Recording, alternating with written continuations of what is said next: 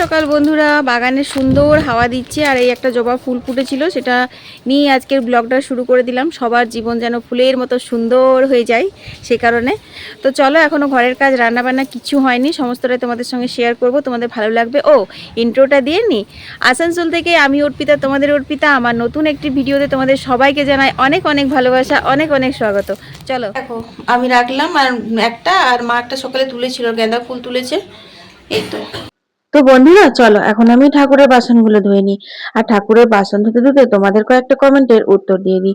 নিয়তি হালদার লিখেছে, অর্পিতা তোমার ভিডিও দেখতে খুব ভালো লাগে, আমি হালি শহর থেকে তোমার ভিডিও দেখি, আমার নামটা নিলে অনেক খুশি হব। এই যে দিদিভাই, তোমার নামটা নিয়ে নিলাম। আর এত দূর থেকে আমার ভিডিও দেখে সুন্দর একটি কমেন্ট করার জন্য তোমাকে অনেক অনেক ধন্যবাদ। এর পরের কমেন্টটি হচ্ছে ময়না সরকার, লিখেছে, অর্পিতা আমি শিলিগুড়ি থেকে তোমার ভিডিও দেখি, খুব ভালো লাগে, তোমার রান্না বান্না গুলো অসাধারণ হয়, দেখেই মনে হয় যেন খেতে খুব ভালো হয়েছে, আমার নামটা নিলে অনেক খুশি হব। এই যে দিদি ভাই, তোমার নামটাও নিয়ে নিলাম আর তোমাকে অনেক অনেক ধন্যবাদ গো আমার ভিডিওতে একটা সুন্দর কমেন্ট করার জন্য। তানিয়া সরকার লিখেছে যে, দিদি ভাই তোমার সেদিনকার ভিডিওটা দেখলাম বিয়ে বাড়ির, খুব ভালো লেগেছে আর তোমাকে দেখতে খুব সুন্দর লাগছিল, আমার নামটা একটু নিও, আমার আরো ভালো লাগবে। এই যে দিদি ভাই, তোমার নামটা নিয়ে নিলাম আর তোমাকে অনেক অনেক ধন্যবাদ, অনেক অনেক ভালোবাসা। তো বন্ধুরা দেখো, আমি কিন্তু এখন কলের জল নিচ্ছি। আসলে কি বলতো, আজকে বেশিরভাগই না মানে মিনি ব্লগের জন্য শুট করেছিলাম, ব্লগ করার ইচ্ছেই করছিল না। কালকে অনেকটা রাত জাগা ছিল, বিয়ে বাড়ি থেকে এসেও ওপরে শুয়েছিলাম, তো খুব আওয়াজ আসে উপরের ঘরে, তোমরা তো জানোই বক্স মাইক বাজলে। তো সেরকমই আওয়াজ আসছিল, ভালো লাগছিল না, রাত পর্যন্ত মানে ঘুম আসতে চাইছিল না। তো সেই জন্য শরীরটা আজকে কিরকম একটা অন্যরকম লাগছে। তো যাই হোক, এখন জল নিচ্ছি আর এই বাসন কোসন গুলো ঢুকিয়ে দিই, যেহেতু টাইলস এর কাজ হচ্ছে তো প্রচুর ধুলো হচ্ছে গো, মানে এতটা পরিমাণে ধুলো উঠছে কি বলবো।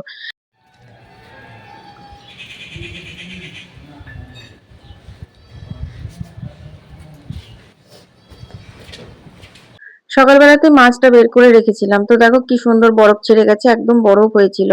তো সেটা এখন ধুয়ে নুন হলুদ মাখিয়ে নিই। এটা কিন্তু কাতলা মাছ, একদম পাকা বড়, যেটা সেই সরস্বতী পুজোর সময় আনা হয়েছিল ওইটাই, সেখান থেকেই আমি 2-4 পিস সরিয়ে রেখেছিলাম। তো সমস্ত কাজ টুকটাক করে করতে করতে এখন বাজে হচ্ছে 11:30। এখন মনে পড়ছে আমার কিচ্ছু খাওয়া হয়নি। তো কি খাবো, একটুখানি মুসলি দুধে ভিজিয়ে নিলাম আর এটাই খাচ্ছি। চিনি দিলে তো বেশ লাগে খেতে, কিন্তু আমি চিনি ছাড়াই এটা খেয়েছিলাম। চলো, চান টান করে চলে এসেছি আর বেসন টেসনগুলো সব গুলে গেছিলাম। বেগনিটা গরম গরম ভাজা হবে, খাওয়া হবে, 1:10 বাজছে। তো চলো, বেগনি ভাজতে ভাজতে কিছু কথা বলি। তো এই দেখো, মেথি শাক ভাজা হয়েছে, বাঁধাকপির ঘন্ট হয়েছে, আর ওখানে পাতলা করে মুসুর ডাল হয়েছে, আর এখানে হয়েছে এই যে দেখাই দাঁড়াও, স্পেশাল সর্ষে কাতলা, একদম পেঁয়াজ নয়, শুধু কালো জিরে। আর কিভাবে করেছি তোমার সঙ্গে পরে অন্য একদিন রেসিপিটা শেয়ার করবো। তো তোমার তেল 5 ফোড়ন শুকনো লঙ্কা দিয়ে ফোড়ন দিয়েছি, সাদা তেলে এখন ভেজে নেবো। আর এটার মধ্যে দিয়েছি হচ্ছে তোমার চালের গুঁড়ো, বেসন, আদা কাঁচা লঙ্কা বাটা, তারপর কালো জিরে আর নুন হলুদ, আর একটু খাবার সোডা দিয়েছি। আর চলো, দেখো পাতলা পাতলা করে বেগুনগুলো ধুয়ে কেটে রেখেছি। চলো চলো, এখন বেগনিটা ভেজে নি। এই বেগনিটা দেয় না, দুটো জিনিস মিক্স করে গেছি। এক হচ্ছে গোটা পোস্ত, এই বেগনির ব্যাটারটাতে যদি একটু গোটা পোস্ত ছিটিয়ে দিতাম না, তাহলে বেগনিগুলো একদম অন্যরকম স্বাদ হয়ে যেত, অপূর্ব লাগতো। আর পোস্ত যদি কেউ না ছিটাতে চাও, সেই ক্ষেত্রে কিন্তু সাদা তিলও ছিটিয়ে দিতে পারো। সাদা তিল ছিটালেও কিন্তু বেগনিগুলো খেতে খুব ভালো হয়। আমি ভেবেছিলাম, কিন্তু জানো তো একদম ভুলে গেছি। ওই যে বললাম না, আজকে একটু শরীরটা ম্যাচ ম্যাচ করছে, ভালো লাগছিল না। তারপর বুবলার চান হয়ে গেছে, আর বুবলার চান হয়ে গেলে সঙ্গে সঙ্গ ভাত চাই। ওকে যদি আমি 10:30-11টাতে যদি চান করিয়ে দিই না, তো তখনই বলবে ও আমাকে খেতে দিয়ে দাও, ভাত দিয়ে দাও, এরকম টাইপের আর কি। তো অনেকবার বলে গেল, মামি আমাকে দিয়ে দাও, যা হয়েছে ওটাই দিয়ে দাও, আর লাগবে না, এই সেই করেই গেল।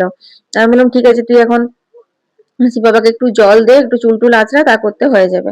তো এই যে 4টে একদম মচমচে করে ভাজলাম, এরপর কিন্তু আমি বাকিগুলো দিয়ে আর গ্যাসটা সিমে করে দেবো। বেগনি টেগনি না যদি একটু সিম করে মানে অনেকক্ষণ ধরে সময় নিয়ে ভাজা হয়, তাহলে দেখবে খুব মচমচে হয়। আর যেহেতু আতপ চালের গুঁড়ো দেওয়া রয়েছে সেই জন্য। ভাতের চালের গুঁড়ো কিন্তু অতটা মচমচ করে না আতপ চালের মতো। এরপর দেখো আমি বুবলার জন্য এখন থালাটা সাজিয়ে নিচ্ছি। এমনিতে সাধারণত মাই খাবার বাড়ে, তো যেহেতু বুবলার বাবার এখনো পর্যন্ত চান হয়নি আর বুবলা খেতে দাও করছে, সে কারণের জন্য আমি দিয়ে দিচ্ছি। তো এই দেখো একটা বেগনি তুলে ওর খাওয়ানে খেতে শুরু করে দিয়েছে। বলছে মামি খুব ভালো গন্ধ উঠছে। তো ভালোই লাগছিল জানো তো, অনেকদিন পর হলো তো সেই কারণের জন্য। তো কালকে যেহেতু আমরা ভোজ খেয়েছিলাম রাতের বেলা, তো সেই জন্য আজকে একদম হালকাই খেতে ইচ্ছা করছিল, কিন্তু মাছটা যেহেতু অনেক দিন ধরে রাখা ছিল তো তো সেই জন্য বুলো বাবা বলছে আর কতদিন ফ্রিজে ঢুকিয়ে রাখবে, মাছটা করে দাও, তাই আর কি মাছটা করলাম। লঙ্কা নেই হুম। কিন্তু ঝাল হবে, আমি সরষের সঙ্গে আজকে লঙ্কা বেটেছি। আমাকে লঙ্কা দাও, ঝাল দিয়ে দাও। তো চলো আজকের লাঞ্চ মেনু হচ্ছে আমাদের এটাই। তো বন্ধুরা এখন বিকেল হয়ে গেছে, বিকেল মানে কি একটু পরে সন্ধে হবে। এখন বাজে হচ্ছে 5:30। দিনটা তো একটু বড় হয়েছে। তো বলছিলাম যে কোথায় গেল আমার জোড়া শালিক, কোথায় গেল আমার জোড়া শালিক। তারপর এই দিক হয়ে এরকমভাবে আমি গেলাম হচ্ছে বাগানে, ঠিক আছে। তো বাগানে দেখলাম এইভাবে চারিদিক খুঁজে খুঁজে খুঁজে খুঁজে দেখলাম, কোথাও আমি আমার জোড়া শালিককে দেখতে পেলাম না। তারপর মনটা ভীষণ খারাপ হয়ে গেল, বললাম জোড়া শালিক সবসময় আমার বাড়িতেই থাকে, উঠোনেই থাকে, গেল কোথায়। নিয়ে এইখানটায় দাঁড়িয়ে এরকম এরকম এরকম চারিদিকে তাকাচ্ছিলাম, দেখতে দেখতে হঠাৎ ওই দিকে চোখ গেল। দাঁড়াও দেখো, ওই দেখো, দেখেছো? ওই যে আমার জোড়া শালিক, দেখো কোথায় বসেছে চেপে, দেখেছো? দেখো এইখানে উঠে বসে আছে আমার জোড়া শালিক। এই যো, কি রে এত উঁচুতে উঠেছিস? ওইখান থেকে রোদ পাচ্ছিলি? হুম, ওইদিকে পশ্চিম দিকের রোদে আমার চুনুমুনু ঘুমু করছিল।